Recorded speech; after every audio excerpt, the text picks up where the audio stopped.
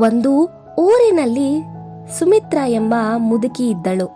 ಅವಳು ಜನರ ಮನೆಗೆ ಕೆಲಸ ಮಾಡಲು ಹೋಗುತ್ತಿದ್ದಳು.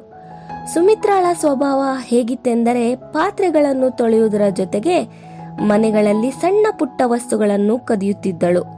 ಈ ರೀತಿ ಕಳ್ಳತನ ಮಾಡುವುದು ತನ್ನ ಹಕ್ಕು ಎಂದು ಅವಳು ನಂಬಿದ್ದಳು. ಅವಳು ಇದೇ ರೀತಿ ನಿಧಾನವಾಗಿ ಬಹಳಷ್ಟು ಹಣವನ್ನು ಸಂಗ್ರಹಿಸಿದಳು. ಸುಮಿತ್ರಾಳಿಗೆ 2 ಹೆಣ್ಣು ಮಕ್ಕಳು ಇದ್ದರು, ಮಾಯಾ ಮತ್ತೆ ನಂದಿನಿ. ಕದ್ದಿರುವ ಹಣದಿಂದ ಸುಮಿತ್ರಾ 2 ಹೆಣ್ಣು ಮಕ್ಕಳ ಮದುವೆಯನ್ನು ಅದ್ದೂರಿಯಾಗಿ ಮಾಡಿದಳು.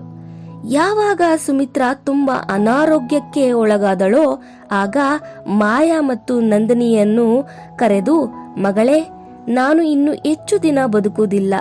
ನನ್ನ ಇಡೀ ಜೀವನದ ಎಲ್ಲ ಸಂಪತ್ತನ್ನು ನಾನು ಬಾವಿಯಲ್ಲಿ ಒಂದು ಪೆಟ್ಟಿಗೆಯಲ್ಲಿ ಬಚ್ಚಿಟ್ಟಿದ್ದೀನಿ.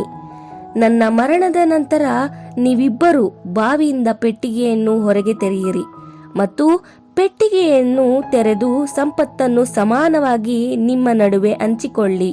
ಸುಮಿತ್ರಾಳ ಮಾತುಗಳನ್ನು ಕೇಳಿದ ನಂತರ ಹೆಣ್ಣು ಮಕ್ಕಳು ಮತ್ತು ಅವರ ಗಂಡಂದಿರು ದುರಾಸೆ ಬಿದ್ದರು.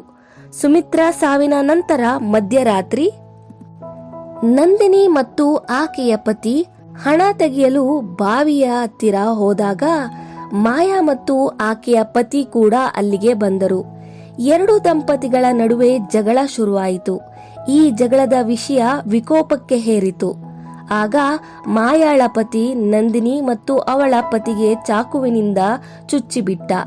ಇದನ್ನು ನೋಡಿದ ಮಾಯಾ ಮತ್ತು ಆಕೆಯ ಪತಿ ಗಾಬರಿಗೊಂಡು ಪೆಟ್ಟಿಗೆಯೊಂದಿಗೆ ಓಡುತ್ತಿದ್ದರು.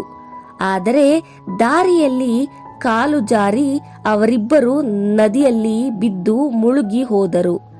ಬೆಳಗ್ಗೆ ಗ್ರಾಮಸ್ಥರು ಸುಮಿತ್ರಾಳ ಕಳ್ಳತನ ಮತ್ತು 2 ಕುಟುಂಬಗಳ ಸಾವಿನ ಸತ್ಯವನ್ನು ತಿಳಿದು ಬೆಚ್ಚಿಬಿದ್ದರು. ಈ ಕಥೆಯ ನೀತಿ: ಕಳ್ಳತನ ಮತ್ತು ದುರಾಸೆಯ ಮೂಲಕ ಗಳಿಸಿದ ಹಣವು ಅಂತಿಮವಾಗಿ ವಿನಾಶಕ್ಕೆ ಕಾರಣವಾಗುತ್ತದೆ.